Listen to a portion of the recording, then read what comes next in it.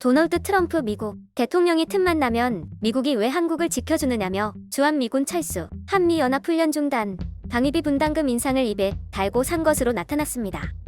트럼프 대통령의 견해 자체는 익히 알려진 것이지만 존 볼턴 전 백악관 국가안보보좌관의 회고록을 보면 이 문제에 대한 트럼프 대통령의 집착은 상상을 뛰어넘는 수준입니다.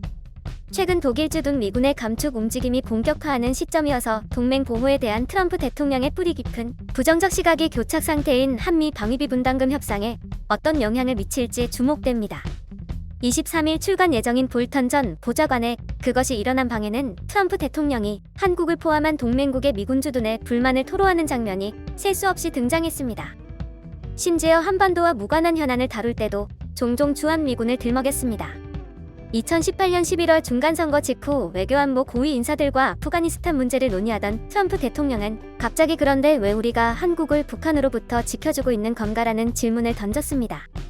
트럼프 대통령은 지난해 1월 시리아 미군기지 문제를 논의하던 자리에서도 뜬금없이 1950년대 한국 전쟁에서 싸운 뒤 우리가 왜 아직도 거기에 있느냐고 물었다고 볼턴 전 보좌관은 전했습니다. 그러면서 전 세계에서 공짜로 얻어먹고 고마워할 줄 모르는 여러 동맹을 비판했다고 썼습니다. 볼턴 전 보좌관은 나는 트럼프 대통령과 1945년 한반도의 일시적 분단, 김일성의 부상, 한국전쟁, 그리고 한반도 냉전의 의미에 관한 역사를 여러 차례 토론했습니다. 그러나 내가 영향을 주지 못한 것이 명백하다라며 실망감을 드러냈습니다. 2018년 6월 싱가포르 북미 정상회담을 앞두고 김영철 당시 북한 노동당 대남 담당 부위원장 겸 통일 전 선부장이 백악관을 찾아오자 트럼프 대통령은 한미 군사훈련 축소를 원한다는 이야기를 꺼낸 것으로 알려졌습니다. 싱가포르 회담에서 김정은 북한 국무위원장이 한미연합훈련 축소 내지 폐지를 희망하자 트럼프 대통령은 연합훈련을 가리켜 도발적이고 시간과 돈의 낭비라며 양측이 선의로 협상하는 동안 훈련이 없을 것이라고 답했습니다. 결국 싱가포르에서 트럼프 대통령이 워게임 중단을 선언하자 제임스 매티스 당시 국방장관은 볼턴 전 보좌관에게 6개월 전에도 트럼프 대통령이 러시아와 중국의 항의 때문에 그 훈련들을 거의 취소할 뻔했다는 비화를 들려줬습니다. 같은 해 7월 마이크 폼페이오 국무장관이 평양 방문해서 빈손으로 돌아온 직후엔 짜증이 절정에 달했습니다.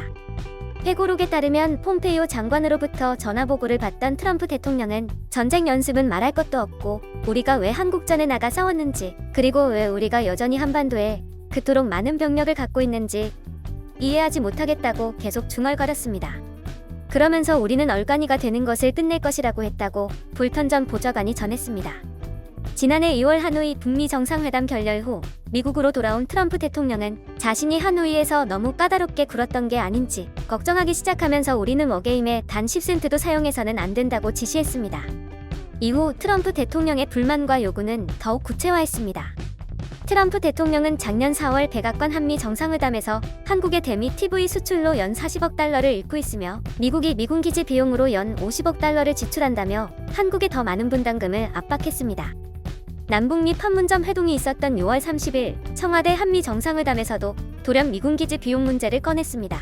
트럼프 대통령은 정상회담에서 상황이 평화롭게 되면 아마도 우리는 떠나게 될 것이라면서 그저 매우 부자 나라를 북쪽 이웃으로부터 지켜주는 데 대한 보상을 원하는 것이라고 말했다고 볼턴 전 보좌관은 전했습니다. 같은 해 7월 볼턴 전 보좌관이 방위비 분담금 협상차 한국과 일본을 방문한 결과를 보고하는 자리에서 트럼프 대통령은 80억 달러와 50억 달러를 각각 얻어내는 방식은 모든 미군을 철수한다고 위협하는 것이라고 지시했습니다.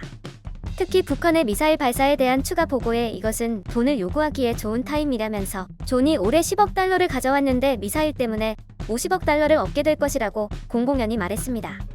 다음 달 아프간 문제 등에 관한 회의 석상에서도 트럼프 대통령은 한국에서 진행 중이던 연합훈련을 가리켜 그 워게임은 큰 실수라며 우리가 50억 달러 합의를 얻어내지 못한다면 거기에서 나오라고 말한 것으로 전해졌습니다.